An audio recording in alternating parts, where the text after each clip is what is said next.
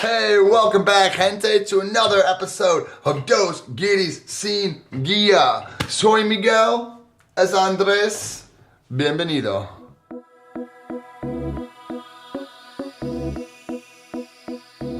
Alright, what's up, people? So today we got another lesson prepared for you guys, and I want to start off with some terminology, okay? Or better yet, let's break down what we're going to talk about, and mainly this is diacritic marks, okay? But we're going to hone in on the most important one that's going to give you the most value that you really need to understand. Hold on, Andres. What are diacritic marks? That sounds super confusing.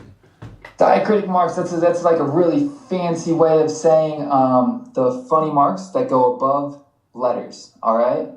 For the most part, that's what you need to know. There are two dots that go over a couple of vowels. There's a squiggly line that goes over an N. Oh, I've seen There's that. also the one that we're going to really focus on, which is the accent mark. This is a little dash that heads to the right. There's another one that jumps left, rather. You'll find this in different languages like French, for instance, and that's an accent grave.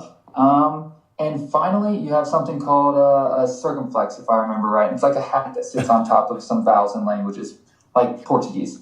But again, we're going to hammer down the acute accent, and you'll hear us refer back to it throughout the course of this episode as accent mark, just to make things simple. Accent mark. I want to go to a brief aside. I have heard this referred to as a tilde, even though technically tilde refers to a more general kind of any of the diacritic marks, but I have heard certain people refer to the accent mark specifically as a tilde, and it confused me a little bit at first. Yeah, it's also like a Spanish assimilation. I think it's the same thing as if we were to refer to the squiggly line over the N as an Nye. You know, like that's what they'll call their letter, but then we just adopt that word, and for us it signifies that the N has a squiggle over it. Exactly. But it doesn't actually mean the squiggle. Let me say this. I'm loving the term the squiggle. I think we should adopt that as the official term in English. I think it makes way more sense.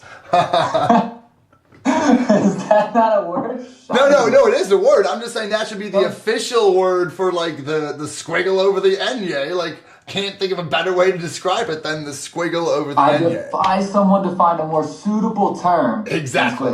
Thank you, Andres. That's what I'm trying to say. All right, so I just got one more thing to point out, and then I'll send it to you, Mike. So the accent marks, mainly their job is to help you learn to pronounce and to know where the stress of words go. And this sounds pedantic, this sounds really trivial, but it's actually a gift. Like Spanish is handing you a tool that you can use to make learning so much easier, because we have this in English, but without accents, right? It's just learned over time. You have to pick it up as you go. When you read a word in English, you're kind of I would be befuddled if it was my first time looking at it and then having to determine where the accent goes. It's kind of like a coin toss. Yeah. So I'll give you an example. You've got the word present. What's that? You said it in your head. But the thing is, you definitely said it wrong if I was thinking the other one. You have present and present. But this would never happen in Spanish because it's going to drop a little accent mark over it if it needs to guide you. So think of it as a guide. So I'm really glad that you put it that way, Andres, and kind of framing it in the differences between English and Spanish. Spanish is so great. It has these two little, just like little presents for you. Two little just helping hands. So if you read a word in Spanish, you know how to pronounce it. And if you hear a word in Spanish, you know how to spell it, which is not the case in English. So to reiterate, what we're going to talk about now is more reading a word and knowing how to pronounce it. That's where the accent marks are just so helpful. So basically, there are two rules. Andres likes to break it down more into one rule and then all the exceptions. I think about it as two rules personally. About how to pronounce words in Spanish. Two main rules. So basically, number one, if the word ends in any vowel, A, E, I, O, or U, or the consonant N or the consonant S, so again, A, E, I, O, U, N, or S, then the second to last vowel is going to be stressed. And then, so that's the way Andres likes to think about it. That one rule, and then every other exception. I like to say specifically that the exception to the rule is every other consonant other than N or S, and then that is going to be the last vowel is going to be stressed. So let's get the last syllable. Sorry, the last syllable is going to be stressed, exactly. So let's get into a couple examples of these. So if the word ends in a vowel, so an example of a word that ends in a vowel is like casa. It ends in an A, and where is the stress on that word? It's in casa. It's not casa. And then, so the way that I like to remember the other two ways that a word can end while still having the stressed second to last vowel is with S or with N. And if we think about suffixes in the preterite, amos and auron, that we know those are two very common suffixes, and they do not take the accent mark. So that is my little trick to remember. What are the two consonants that go with the other rule? It's amos and auron, because those are two very common suffixes that we see all the time, and that we know they do not take accent marks. So if we say saltamos, no accent mark. Saltaron, no accent mark. And then so the other example, so the other rule is if a word ends in a consonant. And we give the example of every infinitive ever, other than two or three really. So any infinitive you can think of that ends in an R, and the accent is going to be on the last syllable, on the R or the ear or the air. But you do not need the accent mark. It is just known that's where the accent is because of the rules. I don't want to undermine you, Mike. You're my partner, man. But I just want to say, I think that all of the verbs, that the AR, the ER, the IR, those are all the verbs. They follow this rule, right? It ends in a consonant, and the stress of that word is on the last syllable.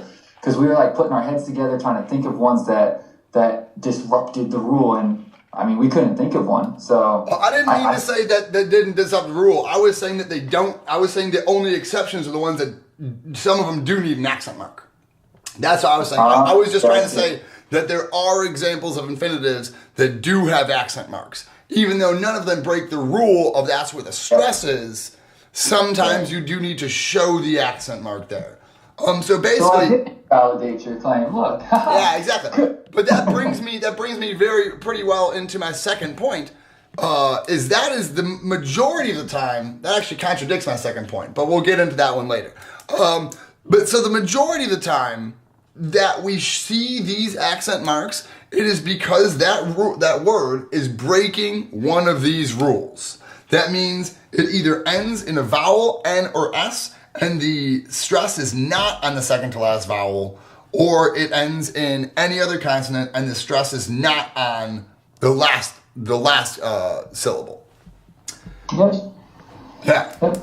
And just to illustrate, because we haven't done that other than infinitive verbs, there's words that you see all the time, and this is like an easy way to remember what the rule ought to be, right? So if there's a consonant at the end, how would you say the word español? You didn't have to study Espanol very long to know this word. In fact, as an American growing up in the United States, you probably already encountered it, and you probably say it the right way. So you can use this word to reinforce the rule. So what's it end in? Well, so it's going to, according to the second rule, it's going to end on the last syllable. That's why you'll say español and not español or español. So there's tons out there. Felicidad, right? That's happiness. But shall we just move along? Well, I just wanted to go into what you were saying and saying it doesn't take very long speaking Spanish to know how to pronounce the word español. And that's something I want to really reiterate is trust your ear. I've said this in other episodes, but that is how you know how words are pronounced. You will hear the word 1,000 times, probably more than you will say a word. You will hear words so often. If you don't know how the word is pronounced, try saying it out loud in the 2 different ways you think it might be pronounced. And you will really, more than likely, your ear will be able to tell, oh, this one sounds kind of wonky, and that one sounds kind of right. That's what I do all the time, and I still do that. If I'm not sure how to pronounce a word, I say it out loud, and I kind of feel out which one sounds better. And I'm telling you, that is a trick that I use even today. But anyway, you want to go into it? Yeah, well, as a consolation token, it took me a really long time, and I still sometimes slow down to revert back to rules just to make sure that I'm using my accent marks correctly, and don't get too frustrated with it not coming naturally, because just know the rules and keep on reverting back to them and think about them. Even though they're simple, it's going to flow out of your mouth speaking more so than when you're writing. You might go, does that have an accent mark like Martinez? Most words don't end in a Z. What happens when it ends in a Z? And it's not like that. It's it's a consonant, so it should be Martinez. But you didn't say that. You knew to say Martinez. So you got to tack on that little accent mark. And we're going to have a little brain buster for you here at the end. So, yeah, we got a couple of fun little exercises at the end of this one. All right, so then we said that majorly these accent marks are used to tell you where the stress of the word goes. Like in English, like in Spanish, like in German, like in all of them, you don't just say a word totally flat, right? When you say something, generally there's a spot where we spike the tone, or we put the emphasis rather. So you need to know that. The second reason that you have an accent mark is actually to differentiate between 2 words that are spelled the same but have different meanings, right? And this is, as you can guess, this doesn't come into play when you're speaking because you say it the exact same, but it will be important when you're writing, all right? So those of you who are doing this with the intention of someday, I don't know, doing it for more academic purposes, this will really come into handy. For people that are just on the fly learning Spanish and want to be able to speak to somebody in their work, less useful, but we're going to point it out anyways. Yeah, so, and speaking, these accent marks are not really used hardly at all. Unless you're learning someone's name and you need to, but yeah, so it's really only more academic. Sorry for interrupting, yeah. No, we're good, man. All right, so what did I want to tell you guys? Once you know that, there's really just a slew of examples that you have to get acclimated to. And as a rule of thumb, a lot of these are unisyllable words. For instance, él, right? That's he. But it's also, as we know, the masculine singular article. Exactly. So if you're going to say he, you might already beat me to the punch. That's the one with the accent mark. But if it's only the article, without it. So another one, they. That's the preposition of, but it's also the subjunctive present form of to give, right? Another one is say, I know, and that's with an accent mark. And then there's the reflexive and all the impersonal says. These ones don't carry one on top. And we've got K and aún. There's a little surprise for you guys, or more of a refresher. We talked about todavía and aún. So one of them has an accent mark. You should know which one does. It's the one that means still. And then aún without it is even, roughly translated, right? There's a whole episode where we delve into it. Mike, I know that you wanted to say 2 other points, right? Well, yeah, I did. I wanted to bring up exactly along with what you were saying there is with question words. So you'll see very often, sometimes you'll see the word like donde with an accent, and sometimes you'll see it without an accent. And it can be very confusing because it seems to mean like the same. It seems to mean this almost the same thing. Like you're talking about where, you're talking about physical location. It doesn't really change the fundamental meaning of what it is. And the way, at least my understanding of this, and correct me if there's some slightly more intricate way to understand this, is my understanding of that is basically when you're asking that in a question, then you use the accent mark, and when you are responding to it, then you don't use the accent mark. And that works with basically all of the question words. So if you say, pues, ¿a dónde vamos? You're asking a question, that's going to be with ¿a dónde? With the accent mark, vamos. Or if you say, ¿por qué? You're asking, like, ¿por qué lo hiciste? You're asking someone a question, that's going to need the accent mark on the ¿por qué? But again, if you are saying, oh, well, because this and this and this, that's why I did it, you're explaining, then you're going to use ¿por qué? With no accent mark. So Mike opened up the door for me, and I kind of want to walk through it. Now, here's the thing. You said you were going to give your hillbilly explanation, and if there was a more intricate way of explaining it, maybe I could do that. I don't know if I use the term hillbilly explanation, but yes, the gist is generally the same. Hunky-dory. I'm just joking around. So, and I'm not going to really go deep into this anyways, but there is something called relative pronouns, and this is another time where you'll use the exact same word as the question words, but you'll be using them like pronouns. So you could say like, mañana, cuando vayamos al museo, tú deberías traer tu mochila. O cuando vayamos, right? So that would be when we go. But we're not using it like a question. We're using it like a pronoun. I thought you said that one doesn't need. I thought you said that you thought it did, and then you end up realizing that it doesn't. It doesn't. Oh, I thought right now you were just saying that you think it does. Okay, I was about to. I thought you were trying to say that those do need them, and you're saying those don't need them. Yeah. Okay. The way to bring it home is that if you're using it as a relative pronoun, for those of you who have studied English, you know what we're talking about here, then, even though I'm not 100% sure, I'm just going to confess that, that it doesn't need an accent mark. Okay? Yeah. Basically, I just like, absolutely you're right, and I just like thinking about it, it's a little bit easier for me to digest in thinking about it like in the question form, and then basically every other use. You know what I mean? Like, because I think at least the only one that needs the accent is when it's in the question. And then again, if you're answering the question or you're using it in the relative phrase, or if, there's a different way to, exactly. With K, you can say K without actually meaning what. You can say, meaning that. And again, that does not have the accent. So it's basically question, it needs the accent. Anything else does not need the accent. Would you agree with that one? Is that ho-dunk enough for you? Yeah, that's good, man. Do you have any wrap-ups, or can we jump into the test your noggin section of the podcast? Let's do that. All right, guys. So,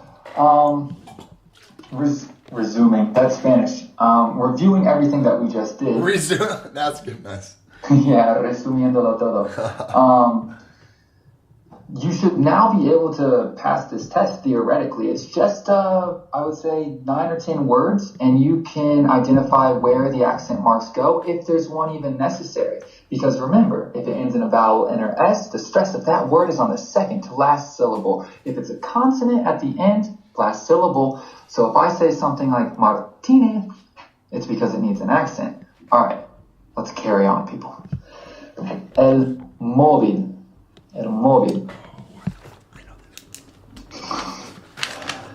La mujer,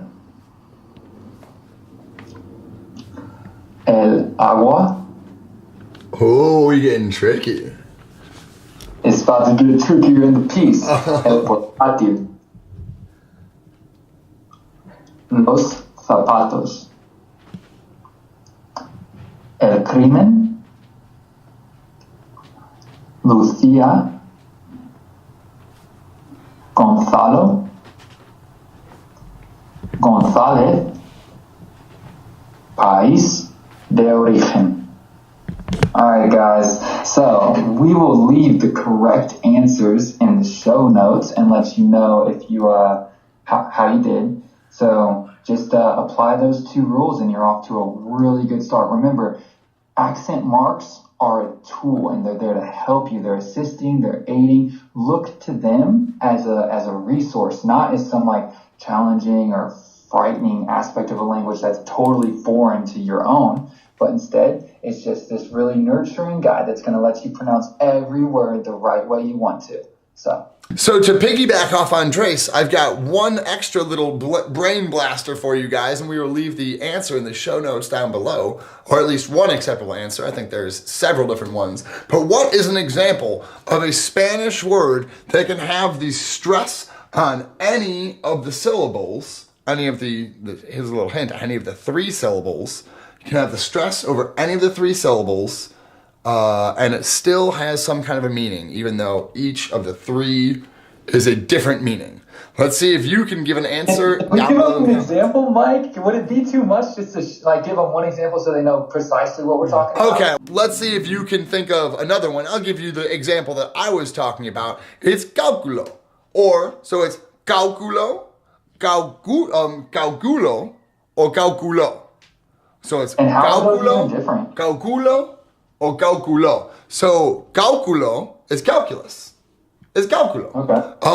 Cálculo is I calculate, and cálculo is he, she, or it calculated in the preterite. So the 3 different ways, and then 3 different stresses on that same word. It has 3 different meanings. Let's see if you can think of another one and leave it in the comments down below.